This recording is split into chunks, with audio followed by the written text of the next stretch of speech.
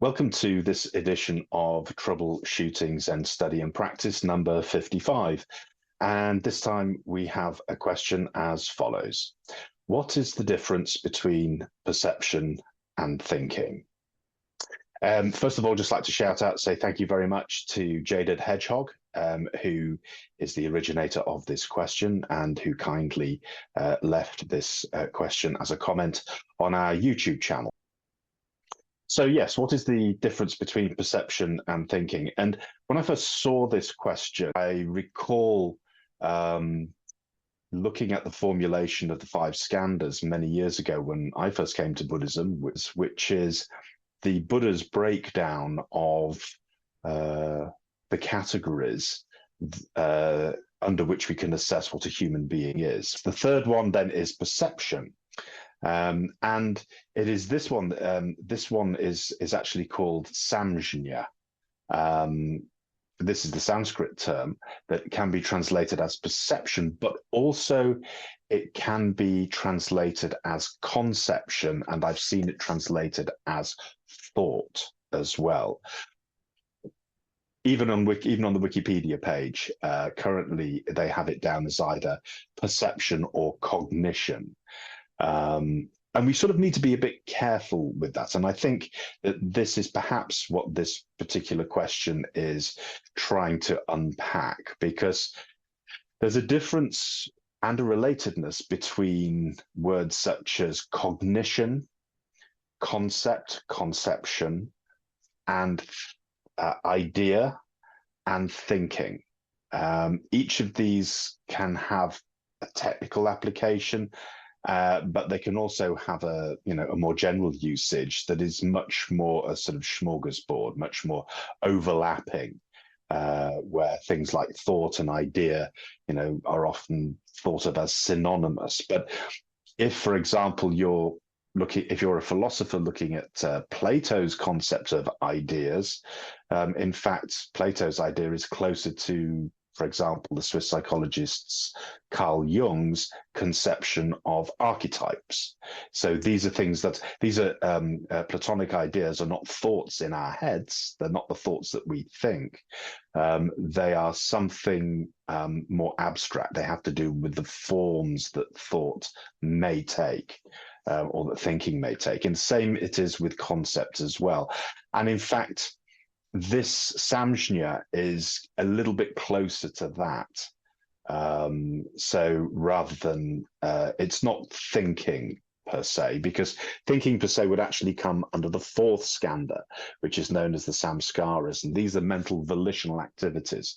To give them their full title, we recognize those more as our thoughts, particularly thoughts to do with, what we like and what we don't like, our opinions, our judgments and values, all that sort of thing as well. But it also takes into account memories and emotional states too. So if you've read the Satipatthana Sutta, and you'll be familiar with the four foundations of awareness, you'll know this. You'll know that there's a bit of an overlap between the five skandhas and the four foundations of awareness. There you have body and Vedana again, but you also have the heart, chitta, and the fourth one are the contents of the heart, the dharmas. So these are slightly different formulations anyway, but the samskaras themselves, mental volitional activities, and this is the realm of I. Buddhistically speaking, this is the realm in which, the feeling or the thought or the consciousness of what I want and what I don't want, and so forth, appears. And then the fifth one, the fifth skandha, just to complete the whole set, is vijnana, which means sense consciousness. And basically that is the consciousness within which the previous four, rupa, vedana, samjña, and samskaras, are embedded. So sense consciousness is that which is conscious of those four. So what we have in that schemata then is one physical skandha and four mental ones, of which perception, samjña, is one of those mental factors. And basically the idea behind the skandhas was that they were a practice formulation, or that they are a practice formulation, and they are to be investigated, according to the Buddha, to see if there is anything that could be called a permanent I, me, mine. And obviously, well, we sort of know how this ends because we know the Buddha's teachings of no I. The Buddha says that in the end, what we discover is that these skandhas are not mine, they are not me, they are not myself. And when that is truly and fully realized, then the truth of the Buddha's teaching of no I, or Anatman, is also realized as well. So that, if you like, is the purpose, the telos, if you like, of the skandhas, of this formula of the 5 skandhas. But that, it does require investigation, thorough investigation. So looking at this particular skandha, this third one, samjna, which, as I say, is translated as either perception, sometimes as cognition. I've also seen it translated as thinking. So we'll just, have a little look, try and unpack this term a little bit to see what it actually has to say.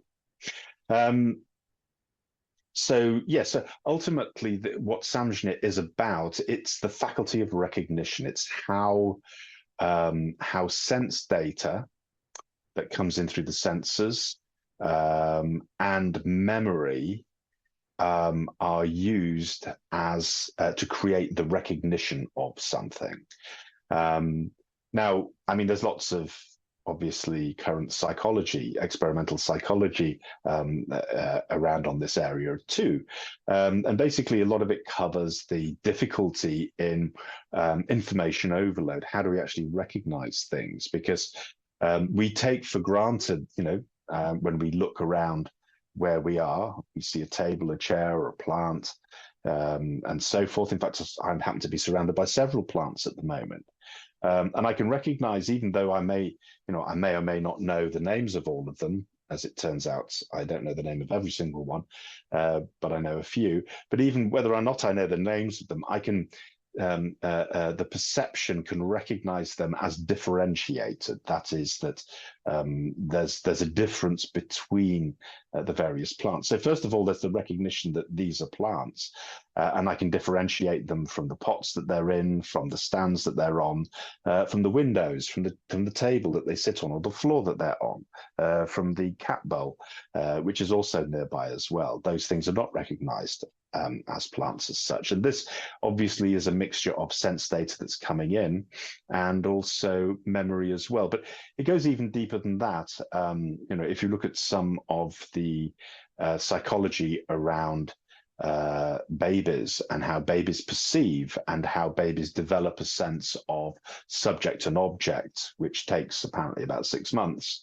Up until that time, as one child therapist once told me, she said, to babies, everything seems to be baby. The whole universe is baby. They cannot differentiate themselves from the world. They cannot differentiate the mother from themselves either. It takes a number of months for that distinction to begin to evolve, to actually become. And it's, of course, it's necessary because it's how we can differentiate. It is from this that we can navigate ourselves in the world. But what is often forgotten, and this is now moving a little bit over towards the Buddhist view, is that whilst obviously these distinctions are necessary, our cognition goes a little bit further and says that these things are separate. So, I see myself as separate from the plant, and I can conceive of the plant as a thing in itself, separate from the context of the room and the place where the room is, all in one go. And Buddhism, is keen to point out the interrelatedness of all things, one with the other. So a nice example that I give is that, say, someone breaks in to my home and steals this plant. I'm not quite sure why, but let's say someone actually does.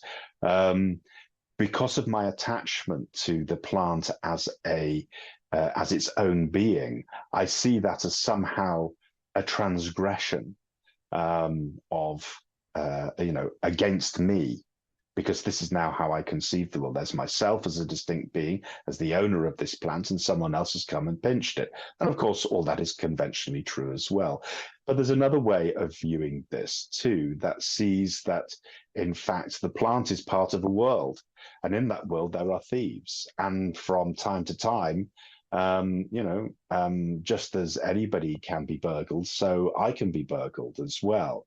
And that is part of the world in which both the plant and myself actually live. We are embedded in this world of light and dark and good and bad. The sun and the rain pour equally and evenly on all, regardless it doesn't matter who we are. So again, there's a sort of perennial wisdom, if you like, in that one. It doesn't necessarily, it doesn't contradict the conventional wisdom that, I have been burgled, and I would, if they caught the thief would be punished, because the thief made a moral decision and has to stand by the consequences of that moral decision. So all that still operates. But the reason I'm raising this is to show that the same event, or the same series of events, are shaped by the way we perceive the nature of the world in which we live. Now, as much as that goes for things in the world, that obviously goes for myself as well. So if I perceive myself as a self, as a permanent self, that perception has certain consequences in the world, not only for how I behave, but also for how I respond and react to the world.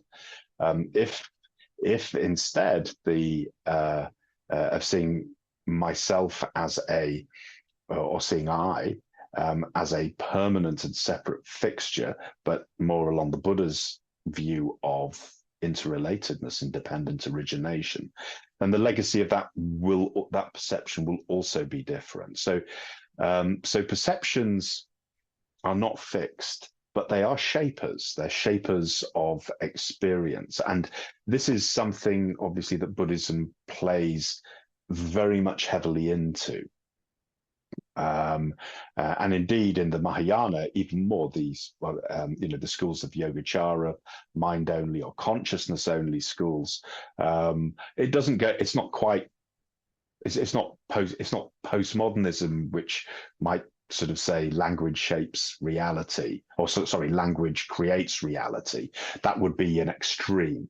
But Buddhism doesn't deny a reality outside of language, obviously, but it does acknowledge the fact that the consciousness that perceives things, also shapes the way that those things are seen, and that is certainly something that is reflected also in the Buddha's early teachings of the 18 Dhatu, where the Buddha talks about the interrelatedness of consciousness, the sense object of which we are conscious, and also the organ of sense of perceiving, such as the eye, the ear, the nose, the tongue, the body for tactile sensations, and also what was called mano, the organ of mental cognition, to give it its full technical term.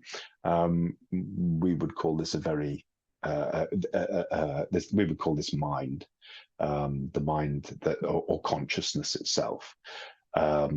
So these things are interrelated. The Buddha in the 18 Dhatu points out that these things are codependent on each other. And so, in other words, the object that we see, or the objects that we see, are partial, because they not constructed as such. There is a reality to those objects.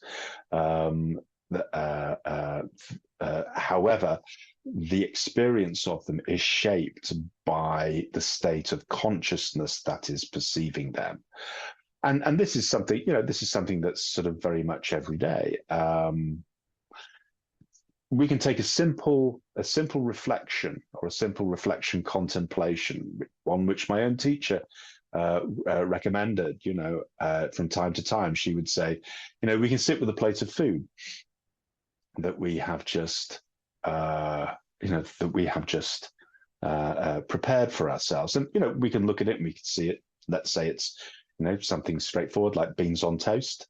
And we can see the bread, and we can see the toast, and we can see the beans that are on it, and we can see the tomato sauce, and we can see the plate that they're on as well.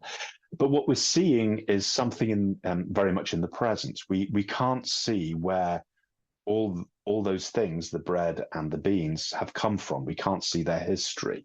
We can only see them in this present moment.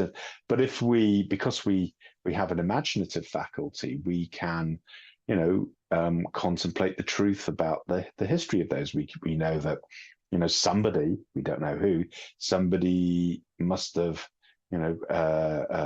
obviously brought that tin of beans from the shop. If it wasn't myself, maybe it was someone else that I live with, and someone had to bring them to the shop, and someone had to can them, and someone had to grow them, and someone had to harvest them. In fact, lots of people probably did. And then the same with the tomatoes, and then the same with the wheat that went to make the bread, and who made the bread, and where it was made, and who transported it, and that they all had families, which all have histories and lineages as well. And before, on that plate, that 3/4 of the world might be represented, either directly or even indirectly as well. And thus, now the way that we perceive this simple meal that we have prepared is not just as beans on toast, but as a series of interconnections that are all necessary for this result to have actually happened, this effect to have actually happened. And here we are enjoying that, and perhaps that gives rise to gratitude and reminds us that we are not alone in the world, and that we can never be truly alone, because we live in a world of interdependence and interrelatedness as well.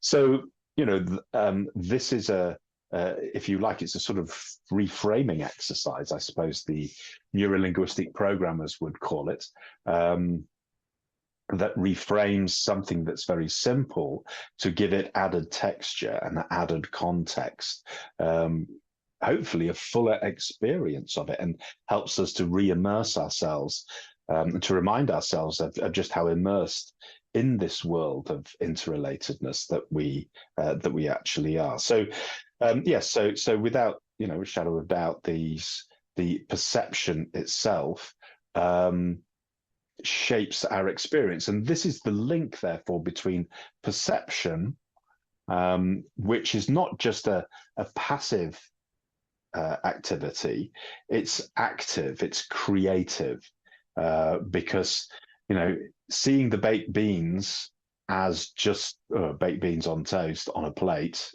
in my kitchen is a creative act. To see them like that, to see them as something with to see them as interrelated with 3/4 of the world, is also obviously an actively creative act as well. So perception is always a creative act in this particular way, and therefore, hence why Samjna can also be translated as conceiving or conceptual as well. And by a concept is the lens through which we experience the world. So seeing something literally or seeing something metaphorically, those are two different lenses, and that they're two distinct ways of cognizing the world, and they're two different ways of experiencing the world, and they do have an effective impression on us as a result, whether we see it just literally, as beans on toast on a plate in a kitchen, or as a symbol for something that represents the interconnectedness of all things, past and present, and also into the future, because obviously they will undergo transformation as they enter my body, and become something else, as I will also undergo transformation and become something else in time as well, and to see ourselves as part of that process. So that links together, hopefully, perception and conception, and perhaps even cognition. Certainly, cognition or thinking is involved, but it's important to differentiate between conception and thought. Thought is transitory, so we can have a thought about it. So, looking at that plate of baked beans again, we can be thinking, yeah, somebody brought those to the supermarket. That is a thought. That thought of somebody brought those to the supermarket, and perhaps imagining a lorry, going into the car park of a large supermarket and offloading all its produce and it being carried in. We can imagine that or not, as the case may be. We can just think it simply. Those are cognitions, but they flow out of a conceptual framework that we don't necessarily see directly, except through the types of thoughts that we may be having about something. If I'm thinking, well, it's just a plate of baked beans, on toast, nothing fancy. We don't necessarily see the literal lens, but in fact, the thought betrays the fact that we are conceiving of this very literally. Anyway, I don't want to sort of over hammer this. Hopefully, that's all pretty clear. So there is a difference between thinking and conceiving, and as one, as I've also heard it put, this is the difference between a way of thinking and the products of thinking. The way is more the way that something is conceived or perceived, and as I say, that's an active and creative process. So when it comes to what the Buddha taught as well, obviously the Buddha was particularly interested in how we perceive things, and also what prevents us from seeing things as they really are. Because mustn't forget that the Buddha had his own awakening, his own insight. That awakening was where he became the Buddha, the awakened one, was that he's glimpsed reality as it really is. That is in truth, in the fullness of its absolute truth, as well, which passeth beyond human understanding and also human conception as well. And that's quite an interesting one, because here we have that there is a consciousness that can see beyond all conceptual thinking, and that's a theme that is returned to again and again, also in the writings of the Zen masters, because they very clearly do say that. They will say, just drop all conceptual thinking. Easier said than done, take my word for it. But yes, that is something that they do say. So there is a consciousness that is unafflicted by any form of conceptual thinking, that can see things as they really are. Now, it's quite interesting because some in the Yogacara schools actually disputed that. They didn't. There was some who thought that, in fact, some form of conceptual thinking was absolutely necessary for any form of seeing to take place at all. That without conceptual thinking, it would be like taking the lens out of a camera. You'd just get a blur. You wouldn't get an image. You'd just have a blur. But these disputes do happen. Without also, it can be said without a shadow of doubt, is that the Zen masters were pretty coherent on this view, that there is a consciousness that sees beyond all conceptual forms as well. So there we go. But coming back perhaps more to the everyday, the Buddha was certainly interested in how consciousness is afflicted. And of course, what it was ultimately afflicted with is the false split between a separate self and everything else, me and you, in other words, and that I see myself as separate and apart, above and beyond, the world. And thus, things can be mine, or I can want to get rid of things, or I can want to acquire things in this way, because I am a soul and self-generating actor in this world. And the Buddha said, actually, this is an appearance only, and it's a delusory appearance as well. So the Buddha's method was to remove those obstacles, which are called the kleshas. And the kleshas also refer to what are called the three fires of greed, hatred, and this delusion, which maintain this delusion of a separate self. And that's what the Buddha's teaching is actually geared to. And insight into that is liberation from this false view as well. So don't forget that the first step on the Noble Eightfold Path is right view, or clear seeing, as my own late teacher liked to say.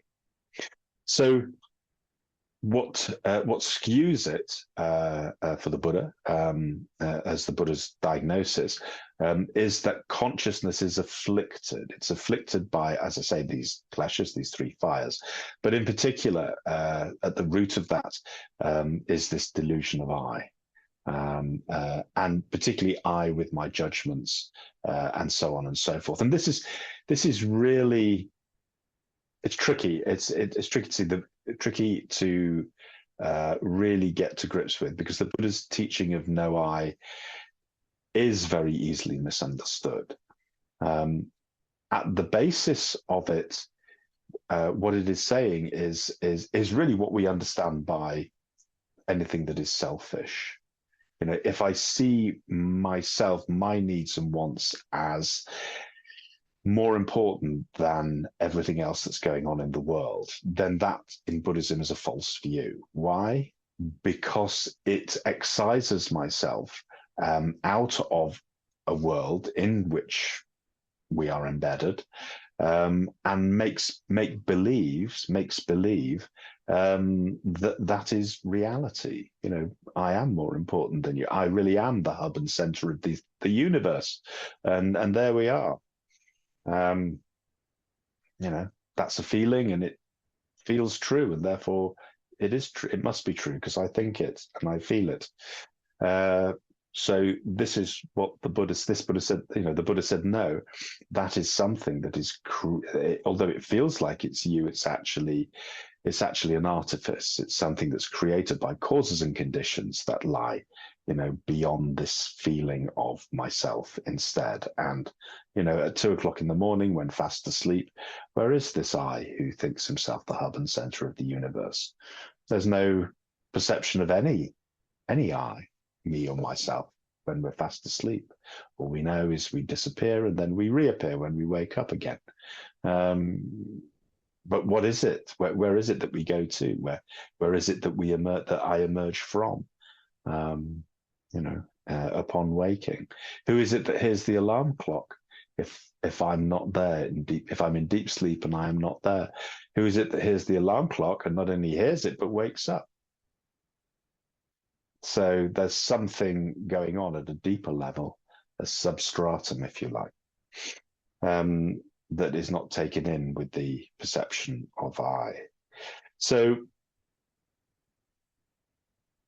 the Buddha, as I said, there's a lot, there's a great deal of detail that can go into this exploration of Samjna. And really what we see are how, my conceptions of myself and what I want and what I don't want, what I like and what I don't like, really do affect what we take as what is real or what is actually happening in the world around me. I mean, we know, for example, I mean, psychologists talk about things like, cognitive dissonance or cognitive bias, for example. This is where we think I'm being rational and I'm being quite level-headed and cool, but actually I'm cherry picking data because I have I have a preference for what I think is real, for what I want to be real, and therefore I choose the data that makes it appear real and ignore the data that makes it look unreal or that falsifies it in any way, because it hurts me to have my view with which I have identified transgressed or belittled or made small in any way, shape, or form. This is why the opinions are such repositories of the fires, and to the point where I may not even talk to somebody who has a different opinion to myself because it hurts me so. That's because I have become identified with that opinion. And the more identified I become with it, the more I cannot bear it being touched in any way or threatened in any way. That sensitivity is an emotional response that is produced when this feeling of I is belittled in any way. Expectations also can affect perception too, and this is the classic parable of the rope. The man who traveling home from work in India at the time of the Buddha at twilight sees a snake across the road, and he jumps back, and the Buddha is there, tells him to look again, which he does, and he sees a piece of old rope. So he goes to step over it, and the Buddha says, pick it up, and he does, and as he brings it up towards his eyes in the dying light, he recognizes that, in fact, what he's looking at is a string of precious gems. Well, of course, it was always a string of precious gems, but various perceptions have misled him. Perhaps someone said to him, "Oh, I saw a snake, on that road that you take home," and that had been playing in his mind. And seeing an ambiguous object lying in the road, his fear jumped out and cast a glamour over him. And then when the Buddha, who represents clear seeing, obviously, tells him to look again, he sees what he would expect to see. I mean, you might expect to see a piece of old rope lying across the road. So he relaxes and goes to step over it. What you don't expect to see is a string of precious gems lying in a dirt track on your way home. So that being excluded from his sense of his world of expectation, he found it difficult to see that. Particularly as the light was quite poor. And, I think this is a beautiful parable. It has other meanings as well, this parable. It also has to do with how coming across our own shadow, we find it shocks us and reviles us. And then we go through a sort of neutral phase. And then there's a transformative phase where, in fact, this thing that was considered, heinous now actually becomes something beautiful or something that delivers us and liberates us as well. It becomes a friend for us, which we could never have believed in the first place. But this is the different stages of how perception can change.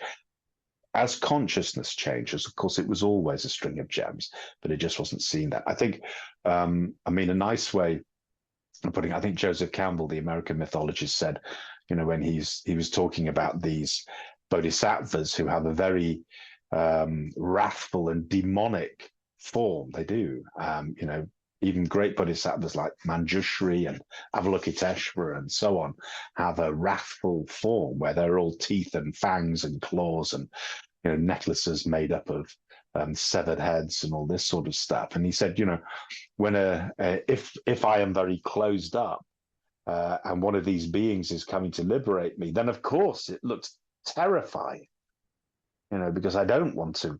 I don't want to be exposed. But then when it does open me up, the image of it transforms into the beautiful, kind bodhisattva's forms that are aesthetically very beautiful, and because it's now delivered. It's delivered me from myself, and it has brought us peace and bliss. So, and how we look at it, yeah. Again, looking at the wheel of life, you get a sort of you have Yama, don't you? There, that great demon holding the wheel, biting into it. Again, all teeth and fangs and death written all over him. If he's taking away something that I really cherish, then that is what he looks like. That's what change looks like. But if he's actually taking away something painful and unpleasant, then of course he looks benign, and impermanence becomes a savior as well. So again, change is real, but how it's perceived is very much down to the conceptual framework. And if the conceptual framework is all geared around me, what I like and what I don't like, then it immediately becomes partisan. In that way, it paints the world in these two colors of what I like and what's friendly to me, and what I don't like and what is unfriendly to me. And even in the ordinary everyday, again, Yakoni used to say, which is better, which is worse, a racehorse or a dairy cow? Well, if you're thirsty, then the dairy cow's better. If you're in a hurry, then the racehorse is better. But always that better and worse, or important, unimportant, has to have to be in relation to me, and what I want. Otherwise, in themselves, they're entirely neutral. They are just what they are. A racehorse is a racehorse, and a dairy cow is a dairy cow, and life is life, and death is death. That's just how they are. But to me, they're as different as chalk and cheese. They're as different as heaven and hell. And this comes down to that perceptual framework. So in Zen practice, we talk about emptying out the heart to see things anew. And it's the same when we are hearing the teachings as well. Particularly if we've heard the teachings many times, we think, oh God, the Four Noble Truths again. Oh no, the Buddha's life again. And we sort of switch off because I think I know. But it's an interesting thing, and particularly with the Buddha's teachings, we have this whether or not how we hear the teachings again is dependent on time and place. And I remember very much, hearing obviously the Buddha's teachings and understanding them in a very rudimentary way when I first came into contact with Buddhism. And then a few years after having done some training, some practice, hearing them again, and they were so much more profound, so much deeper, so much more vital, and just spot on. And a real sense of faith in them arose, even though my own experience was limited. A real faith began to spring up in the heart in those teachings, even those teachings that I hadn't been able to see into for my own. One develops faith in what the Buddha says, and I have to say that still goes for me now. There are things happening in the world, and I look at them, and I know that there's a way that the Buddha, explains how things come to be and cease to be, and that really helps. Even though I cannot predict the future, I don't know what's going to happen, and I don't necessarily know, the truth behind all the events in the world. I certainly don't know the truth behind all the events in the world. Of course, I don't. But in a way, it doesn't matter, because I also have faith in the Dharma, because the Buddha said that we should have faith in the Dharma, and I have faith in the Buddha, and so it follows on. So emptying out the heart is again something that's sort of really important, particularly if you want to hear something. And people who have studied counseling, for example, have to learn how to listen. They can talk to them, and you do a training in how to listen, and that learning to listen means having to drop preconceptions as much as possible to really. This is what we mean about emptying the heart. Drop out all my opinions and views of what I'm going to hear and so forth. Again, as Mokoni liked to say, we're not very good listeners. We're not naturally very good listeners because our heads are so full of my own opinions all the time. So I hear someone say, the first sentence, and I'm already, thinking, oh, I know what you're going to say, and I'm already formulating a response. Without actually really listening, not just to the words, but also what's behind the words, perhaps as well, what we can pick up with that. So yes, there we go. We have a few thoughts about this subject of perception and also cognition, perhaps, that there is a difference as well between conception and cognition, conception and thinking, the actual act of thinking, which is a mental object in itself. It's more the conception is if you like, is the basis from which thoughts may arise, because those thoughts usually contain value judgments as well. Okay, well, we'll leave it there. As always, if you have a question, you can send one in to the troubleshooting. You can send it to rinzai@thezengateway.com. That's RINZAI at thezengateway.com. And just if you put into the subject line troubleshooting and then just add your question. So yes, or you can leave comments on the videos or underneath the videos in the comments section on the YouTube channel as well. Look forward to seeing you again soon with another question for troubleshooting. Thank you.